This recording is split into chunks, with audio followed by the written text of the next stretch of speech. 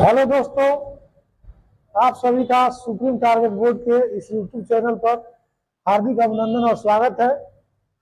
आज हम लोग क्लास 10th के यूपी बोर्ड के काव्य संकलन, हिंदी के काव्य संकलन के पहले पद हस्त छाप के सर्वश्रेष्ठ कवि सूरदास के पद के बारे में हम लोग आज जानेंगे। तो चलिए हम लोग पढ़ते हैं। चरण कमल बंदो हरिराई, जाकी कृपा पंगु गिरी लंघे, अंधे को सब कुछ दर्शाई, बहिरे सुने गुंगपुन बोले, रंग चले सिर छत्र धराई, सूरदास स्वामी करुणा में बार बार बंदो ती पाई। इन पंक्तियों में आप लोग देखेंगे कि सूरदास जी ने ईश्वर की वंदना करते हुए कहा है कि हे प्रभु, आपके चरण कमल का मतलब होता है आपके कमल रूपी चरणों की। हे प्रभु, मैं आपके कमल रूपी चरणों की बंदो हरि हरि मन ईश्वर, हे प्रभु मैं आपके कमल रूपी चरणों की बार बार वंदना करता हूं। क्यों? क्योंकि यदि आपकी कृपा हो जाए, क्या कहा गया? जाकी कृपा, जाकी कृपा पंग गिरी लंघे, जाकी कृपा पंग गिरी लंघे।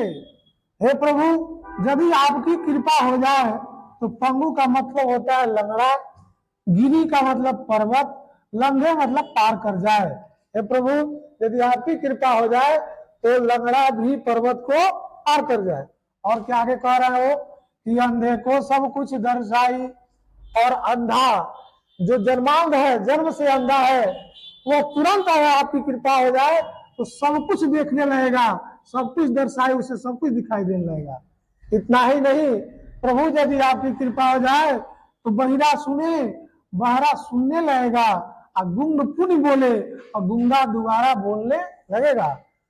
इसके साथ साथ कह रहे हैं कि रंग चले सिर छत्र धराई। रंग का मतलब होता है भिखारी, और सिर मन सर पर, छत्र मन मुकुट, धराई मन धारण कर सकता है। हे प्रभु, यदि आपकी कृपा हो जाए तो भिखारी भी मुकुट धारण कर सकता है, अर्थात राजा हो सकता है। इसलिए सूरदास जी कह रहे हैं, सूरदास स्वामी करुणा में, हे करुणा के सागर स्वामी श्री कृष्ण, हे करुणा के सागर, हे दयावान श्री कृष्ण, हे प्रभु। सूरदास जी कह रहे हैं इसलिए मैं आपके बार बार बंदो ती पाई, ती मने आपकी, पाई मने पैरों की, इसलिए मैं बार बार आपके पैरों की वंदना करता हूँ। यदि आपकी कृपा हो जाए तो सब कुछ हो सकता है। हे करुणा के सागर श्री कृष्ण। अगले पद पर हम लोग चलते हैं। अविगत गति कछु कहत न आवे, जो गुंगे मीठे फल को रस अंतर्गत ही भावे, परम स्वाद सब ही सुनिरंतर, अमित तो से उपजावे, मन बानी को अगम अगोचर, सो जाने जो पावे। रूप रेख गुण जाति जुगति बिन, निरालम कित धावे, सब विधि अगम विचार हिताते, सूर सगुन पद गावे। इन पंक्तियों में सूरदास जी ने, हम सभी लोग जानते हैं भक्ति की दो शाखा होती है, एक निर्गुण भक्ति शाखा, एक सगुण भक्ति शाखा। सूरदास जी सगुण भक्ति शाखा के अष्ट छाप कवियों के सर्वश्रेष्ठ कवि हैं, उनके आराध्य देव श्री कृष्ण है। तो वो निर्गुण के बारे में बात करते हुए कहते हैं, निर्गुण और सगुण का तुलना करते हुए कहते हैं निर्गुण क्या है। कह रहा है कि अविगत गति कछु कहत न आवे। अविगत, अविगत का मतलब होता है अविनाशी, जिसका कभी नाश न हो, अर्थात निरंकार। निरंकार, जिसका कभी नाश न हो अर्थात निरंकार। निरंकार की गति कछु, कुछ भी, कहत न आवे, कुछ भी कहा नहीं जा सकता। यानी निरंकार के बारे में हम कुछ भी कह नहीं सकते। क्यों? क्योंकि जिस प्रकार जो गूंगे मीठे फल को, जो व्यक्ति निरंकार को मानता है या निरंकार की उपासना करता है तो उसी प्रकार हो जाता है जिस प्रकार जो गूंगे मीठे फल को, जिस तरह गूंगे को एक मीठा फल दे दिया जाए और वो फल का स्वाद ले ले, उसका रस ले ले और अंदर ही अंदर उसे आनंद प्राप्त हो सकता है। अंतर्गत ही रस, अंतर्गत ही भावे, उसको अंदर ही अंदर उसका स्वाद पता होगा, पर वो वाणी से व्यक्त नहीं कर सकता। उसी प्रकार निरंकार ब्रह्म के बारे में सूरदास जी बताते हैं कि वो गूंगे की हाल हो जाती है। जिस प्रकार गूंगे को मीठा फल मिल जाए, वो अंदर ही अंदर रस का आनंद पान करता है, पर वो व्यक्त नहीं कर सकता। उसी तरह निरंकार ब्रह्म की उपासना है। इसके आगे वो क्या कह रहे हैं, परम स्वाद सब ही सुनिरंतर, अमित तो सुख जावे। परम स्वाद की प्राप्ति कर लेता है, हमेशा उसको मिलता रहेगा। अमित तो सुख जाए, उसके अंदर संतुष्टि हो जाएगी, परम आनंद की प्राप्ति हो जाएगी, पर वो कहीं व्यक्त नहीं कर सकता। आगे के लाइन में, मन वाणी को अगम अगोचर, मन वाणी से अगम, जो चल नहीं सकता, जिसके पास कोई मन नहीं है, जिसके पास कोई वाणी नहीं है, जो अगम है, जो चल नहीं सकता, जो अगोचर है, जो दिखाई नहीं जा सकता, देखा नहीं जा सकता, जिसे सो जाने। यहाँ सूरदास जी कहते हैं कि जो जानेगा, जो पावे वही पा सकता है। यानी उनके पास न कोई मन है, निरंकार के पास न मन है, न वाणी है, न वो कहीं दृश्य है, न वो कहीं चल सकता है, यानी साकार रूप में नहीं है। अर्थात जो व्यक्ति जानेगा वही निरंकार को, अविनाशी को प्राप्त कर सकता है।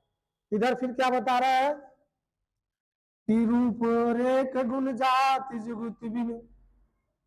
अभी यहाँ सूरदास जी बहुत अच्छा लाइन कहते हैं कि जिसका कोई आकार नहीं है, उसको मन में कैसे बैठाया जा सकता है, उसको मन में कैसे धारण किया जा सकता है, बिना किसी आधार के हम धारण कैसे कर सकते हैं। जैसे देखेंगे आप, रूपरेख, जिसका ना तो कोई रूप है, ना कोई रेखा है, ना कोई गुण है, ना ही कोई जाति है, जुगुत बिन, ना ही उसका कोई स्त्री है, ना ही कोई पुरुष है, अर्थात उसके साथ ना उसका कोई रूपरेखा, ना कोई गुण, जाति, स्त्री, कुछ भी नहीं है।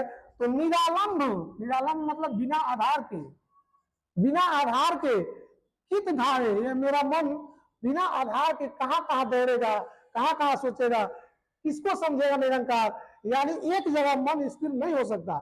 उनके कहने का सीधा मतलब है कि बिना आधार का मन स्थिर नहीं हो सकता। अर्थात निरंकार को प्राप्त करना मन स्थिर करने के बाद ही संभव हो सकता है, और बिना आधार के मन स्थिर नहीं होता। जैसे अगर एक उदाहरण समझा जाए, अभी अगर हम कहें आप अपने पापा का ध्यान करें मन में, तो तुरंत आंख मूंद के अगर आप ध्यान करेंगे तो आपके पापा का चेहरा सामने दिखाई देगा। लेकिन यदि आप कहा जाए कि अपने दादा के दादा का चेहरा आप थोड़ा सा अपने दिमाग में सोचें, तो अगर आप नहीं देखे हैं तो आपका आधार, कुछ आधार नहीं बनेगा, धुंधला सा आपकी आंखों में दिखाई देगा, निरालंब हो जाएंगे, बिना आधार के हो जाएंगे, तब उनको आप प्राप्त नहीं कर सकते, उनको नहीं दे सकते। वही कहानी निरंकार से जुड़ी हुई है। बिना रूपरेखा के, बिना जाति के कहां कहां मन दौड़ेगा, निरालंब, जिसका कोई आधार नहीं है, कहां कहां दौड़ेगा, कोई स्थिति बन जाती है। सूरदास जी बहुत अच्छे लाइन में समझा है। इसलिए वो क्या कह रहे हैं, सब विधि अगम विचार हिताते, सूर सगुन पद गावे। इसलिए सब विधि से विचारने के बाद, हर तरीके से सूरदास जी सोचने के बाद निरंकार ब्रह्म की उपासना छोड़ देते हैं, और कह रहा है कि सब विधि से विचार मैं कर लिया हूं। करने के बाद सूरदास जी कह रहे हैं सगुण, सगुण मतलब सगुण भक्ति, सगुण शाखा, इसलिए सकार ब्रह्म की मैं सगुण पद, इसलिए मैं सकार ब्रह्म श्री कृष्ण की पद को गाता हूं, घूमता हूं, उन्हीं के बारे में बताता हूं, सगुण के बारे में ही चर्चा करता हूं। इन्होंने निरंकार ब्रह्म की विरोध किया है और सगुण ब्रह्म की उपासना पर जोर दिया है इन लाइनों में। धन्यवाद।